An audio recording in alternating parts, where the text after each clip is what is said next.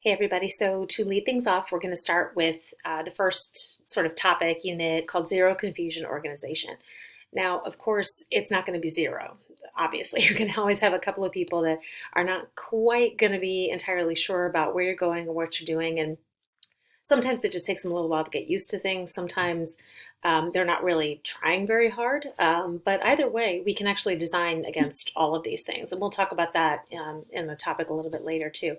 But in this one, we're just going to go over a couple of really basic things that you can do to set up the course so that you are not, the idea here is you're not spending all of your time trying to navigate people around your course. That is not a good use of your time. So as much as we'll talk about high impact practices in here, if you don't take care of some of the basic stuff, you're not going to have time in your schedule to do the really dynamic things. So, we're going to kind of take a first things first approach here. So just to kind of give you a general idea of where we're going to go here, I'm going to start out just kind of with some basic guidelines around simplicity. I'm going to use a demo unit that you have. If you look at the very bottom of your screen, you will see, or in the bottom of your modules page, you'll be able to see the demo unit that I'll be using throughout this training.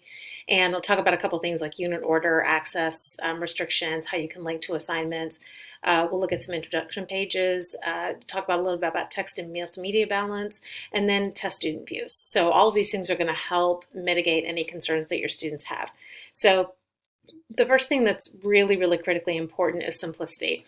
And it really runs counterintuitive for most teachers. And I know this because having trained teachers, we don't teach this way. We teach the opposite way. Usually the way we train teachers is you got to try to think of every possible scenario when you're planning a unit or a lesson or any kind of curricular development. We try to think of all the possible scenarios, have backup plans B, C, and D just in case, different things happen. And that's good in a live training setting because when you encounter a problem, you're prepared. You already know kind of where to go and what to do. In an online course, you don't have to have that same level of on your feet responsiveness. You can plan things out. And so we actually recommend, not I wouldn't say recommend, but most online teachers do actually the inverse. They start very, very, very simply, and then they build out their unit from there. So what I say to point out in this one unit, as you'll see probably right below me here in this video, the first part is, recognizing that simplicity is absolutely critical to online courses. It's a problem I see, it's almost universal when people are brand new to this. So what you want to do is start really in mind with your smartest, most self-reliant student or parent in mind, the one that you could just hand them a folder at the beginning of the unit and they would finish with an A and you barely have to do anything. You just have to give them the resources, give them some deadlines, some basic guidelines, and that's it. You can let them off and they'll be off and running. With online learning, you want to actually start the design with that student in mind and then think about your outliers. Which students have trouble getting things in on time? Which students don't often read the book? Which students don't automatically know that they can go to YouTube to go and find new information? The ones that have special needs, the ones that are English language learners, all the other outliers that you may have in your class. You build that unit out from there, and I'll kind of show you what I mean in a demo in here, but just to kind of point that out, that really does make a big difference, because too often when teachers put online units on, they have paragraphs and paragraphs and paragraphs of information trying to catch every single question that they could possibly get. The problem is that students are not going to read all that. Parents are not going to read all that. And so they're going to end up asking you questions anyway. So we'll talk about a couple different ways that can be done. In your class, and you see I have the instructor side of it. You're actually enrolled in this training as a student, so your view is going to be a little bit different. But I have a lot of these. First of all, I block off almost anything that does not have to do with modules. So for this one, I did leave a few of these on just to be sure that that you have access kind of district-wide to Google Drive, Edpuzzle, Remind, all those things, attendance. But the rest of these, I just block all of them because it's just too much. It's too much for students to look at. So keeping that sort of simplicity is key idea. Really, I tell them there are only a couple things you need. You need the modules. That's where each unit is going to be set. That's where you're going to find everything that you need. I tell them if I I could block everything on here but modules, and you would still be fine. You would still be able to navigate the course very, very simply and very easily. But just to let you know, and by now, you've already gotten started on the term, but you know that there's a place here for the syllabus. There is a home page. You can set the home or the entry landing page to any one of these areas. So know that you don't have to, land in a home page or announcements. You can put it wherever you like. Grades, obviously, they want to have access to that. And then other people in the class, especially if you're doing group work. But for right now, we're just going to go into the modules page, and I'm going to go down to the demo unit here to kind of show you an example of, some of these concepts that I'm talking about. So the first area, I always lead off with a roadmap.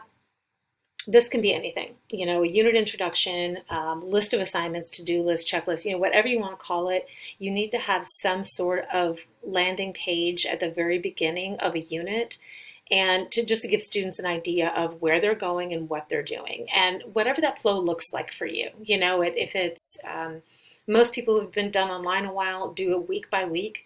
That's usually the easiest, flow for this. I know that units don't operate that way, and you may have units at different, points. You may have one unit that, only lasts 7 days. You might have one that lasts 14, 15, 16, 17.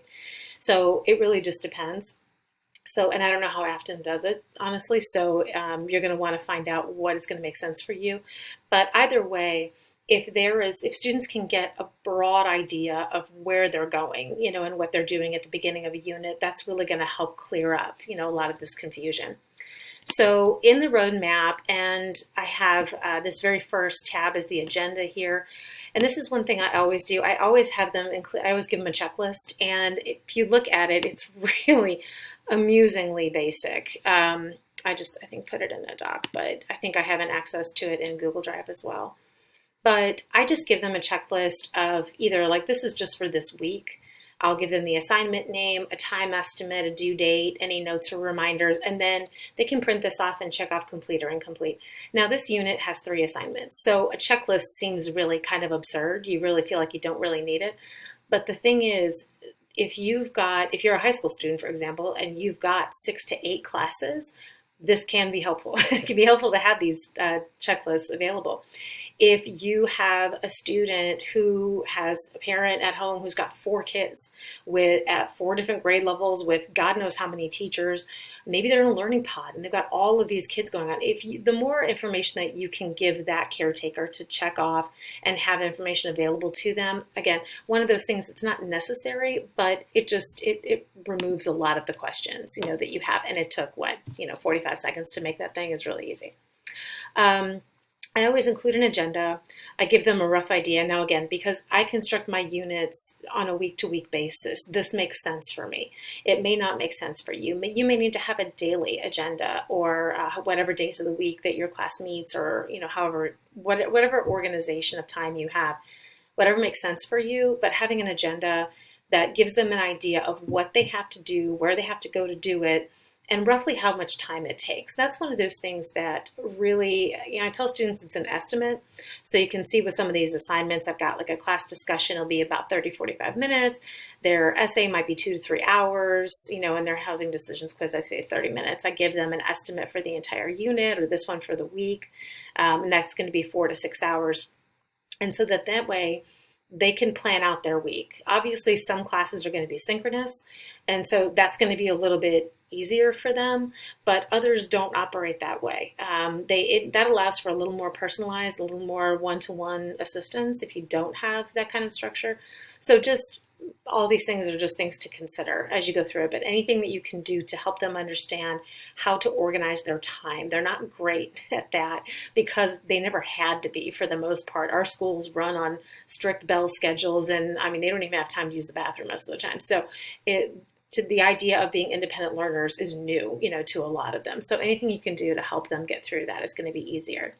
The other thing I always include is a weekly podcast, because I can have this stuff in a nice, neat, bulleted list. It's crystal clear, but they like hearing and seeing me sometimes. And this one's just an audio podcast. You can certainly do video in Canvas. There's a video or audio option within your tools that you can use. And even just having that available, even if it's not particularly helpful for your students, it's really helpful for your parents to be able to hear it. And, they can just play it on their phone as they're going to work, or they can, do it while they're running laundry, whatever. It just really cuts down on the confusion and the questions, and it helps to clarify some of the nuances of the assignments that you might not have been able to clearly convey in the unit itself. Now, this one, and I do have I'll include a link if I haven't already for the HTML code. I think I did actually. Did I include that? Yeah, right here in the unit, the very bottom below the video here. This is the direct code for the tabs that you have. This is not an automatic feature in Canvas, but it is something that you can use. So if you click on that, you'll be able to get the code, you can copy it in, and you can fill in the information. If you're not sure how to do that, let me know. I'm more than happy to kind of run through it with you, or anybody really who knows really, really basic coding will be able to do it. And that might be something that you can sort of play around with, which reminds me also, make sure that you're writing, jotting this stuff down in your development plan as you're seeing things that you think might be helpful. Okay. So when I set that up, I've got a content item here. So the way that mine's organized, I include readings, videos, any direct instruction items are going to be listed under content, and I just, provide links to it.